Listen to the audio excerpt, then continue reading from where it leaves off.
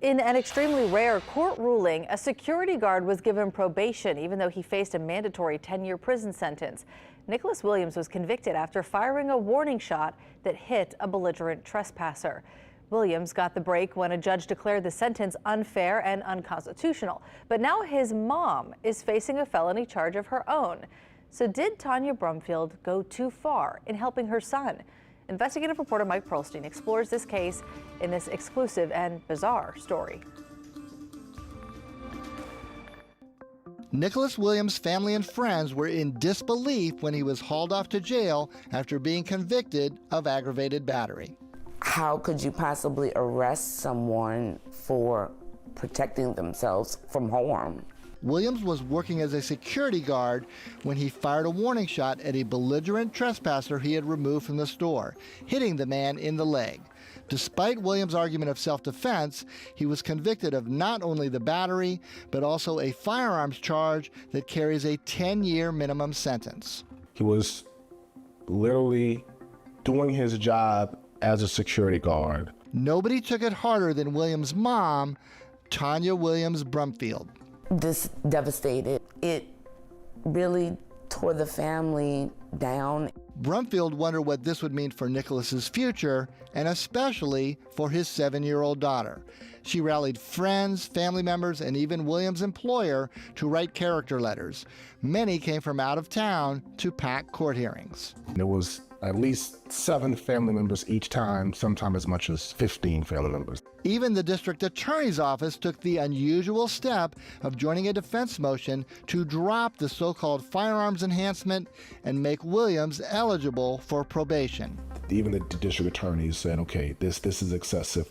Distressed, Brumfield decided to seek help.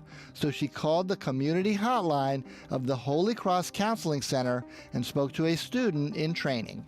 I did seek counseling because I just couldn't wrap my head around it. Brumfield didn't think much of the call, but at her son's next court hearing, deputies arrested her. She was booked with public intimidation for allegedly threatening the judge in her son's case.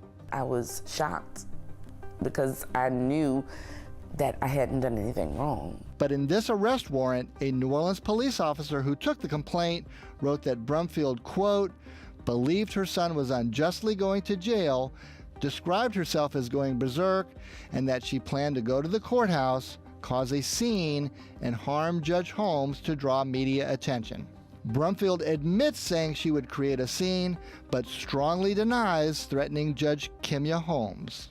I feel as though I've been wrongfully accused. This grandmother of 7 with no criminal history, an employee of a local law firm, ended up in jail for 11 days before she made bail.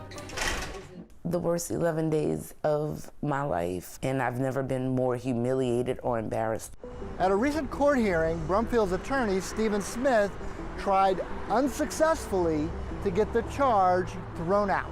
I never in a million years would have dreamed that it would have gone this far. Her attorney used the officer's body cam recording while taking the complaint to show that there was never a mention of a threat of physical harm. He noted that his client attended subsequent court hearings and, quote, sat like a church mouse, never said a word. Nicholas's attorney, Jerome Matthews, saw Brumfield regularly in court. She always sat there very respectfully and was just waiting on the outcome of her son. Are you a threat to anybody? Absolutely not. Brumfield is now out on bail, but required to wear an electronic ankle monitor, with her next hearing set for August. But she recently found a powerful new advocate, the Burrell Law Firm, which hired her despite her legal predicament. We're going to support her full-fledged. Doesn't seem like she has a threatening bone in her body. Attorney Dwayne Burrell said he actually considers Brumfield's devotion to her son as a positive. This doesn't say anything about her character. She's fighting for her son.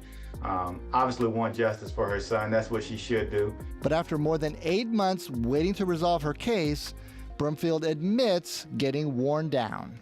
Every day is a challenge, physically, mentally, emotionally. She says the ankle bracelet makes her situation even worse, especially around her grandkids. I have to hide it from them because they're gonna ask, Grammy, what's that on your ankle? And it hurts. Despite her own difficult situation, Brumfield knows that if not for that call to a student counselor, her son may be in prison now, counting down the days of a 10-year sentence.